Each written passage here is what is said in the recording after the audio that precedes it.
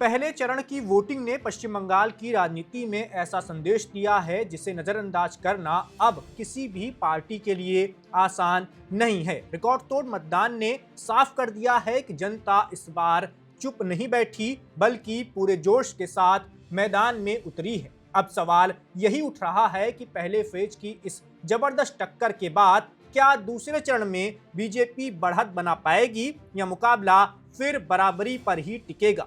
23 अप्रैल 2026 को हुए पहले चरण के मतदान ने पुराने सारे रिकॉर्ड तोड़ दिए हैं। शाम तक वोटिंग का आंकड़ा 90% के पार पहुंच गया, जो बंगाल के चुनावी इतिहास में एक बड़ा संकेत माना जा रहा है। लंबी कतारों और लोगों की भारी मौजूदगी ने यह दिखाया है कि इस बार चुनाव सिर्फ एक औपचारिक प्रक्रिया नहीं बल्कि जनता की भागीदारी का बड़ा उत्सव बन गया है।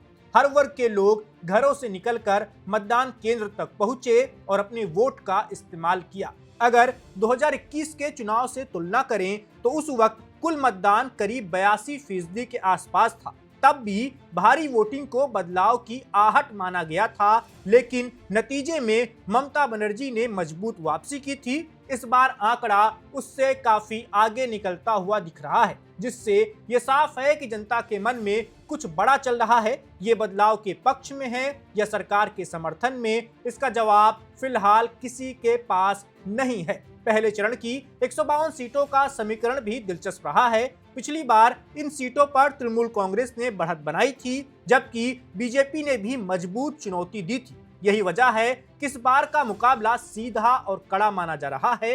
दोनों पार्टियां अपने अपने दावे कर रही हैं और अपने पक्ष में माहौल बताने की कोशिश कर रही हैं। प्रधानमंत्री नरेंद्र मोदी ने इस भारी वोटिंग को बदलाव का संकेत बताया है। उनका कहना है कि जनता अब डर से बाहर निकलकर भरोसे के साथ वोट कर रही है। बीजेपी का मानना है इस बार साइलेंट वोटर और महिलाएं बड़ी संख्या में वोट देने के लिए निकली हैं, जो उनके लिए फायदेमंद साबित हो सकता है। पार्टी को उम्मीद है कि पहले चरण की ये ऊर्जा दूसरे चरण में भी उनके पक्ष में जाएगी। दूसरी तरफ तृणमूल कांग्रेस इसे अपने मजबूत जनाधार का प्रमाण बता रही है। पार्टी का कहना है कि उनकी योजनाओं और संगठन की वजह से लोग बड़ी संख्या में वोट डालने के लिए पहुंचे हैं। ग्रामीण इलाकों और अल्पसंख्यक मतदाताओं की भागीदारी को टीएमसी अपने पक्ष में मान रही है। उनका भरोसा है जनता ने एक बार फिर उन्हें ही समर्थन दिया है। असल कहानी अब दूसरे चरण की तरफ बढ़ रही है। 29 अप्रैल को होने वाले दूसरे फेज में 142 सीटों पर मतदान होना है।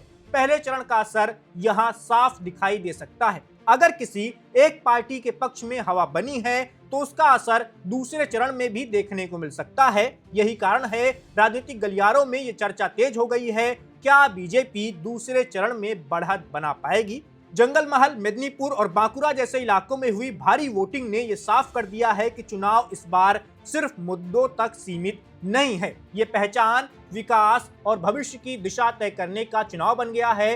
हर वोट के पीछे एक सोच है और हर इलाके की अपनी कहानी है। अब नजरें अगले चरण पर टिकी हुई हैं। पहले फेज ने मुकाबले को बराबरी पर ला खड़ा कर दिया है, लेकिन दूसरा चरण ये तय करेगा कौन आगे निकलता है। जनता ने अपना फैसला मशीनों में दर्ज कर लिया है। अब इंतजार सिर्फ नतीजों का है, जो ये बताएंगे इस बार बंगाल की सत्ता किसके हाथ में जाएगी। 29 अप्रैल को जब बंगाल की जनता दूसरे चरण की वोटिंग के लिए निकलती है और 4 मई को जब नतीजे आते हैं तो ये साफ हो पाएगा क्या टीएमसी लगातार चौथी बार बंगाल में सरकार बनाने जा रही है या भारतीय जनता पार्टी पहली बार पश्चिम बंगाल में कमल खिलाने जा रही है। इस वीडियो में बस इतना ही। मेरा नाम वैभव है, आप देखते रहिए वन इंडिया।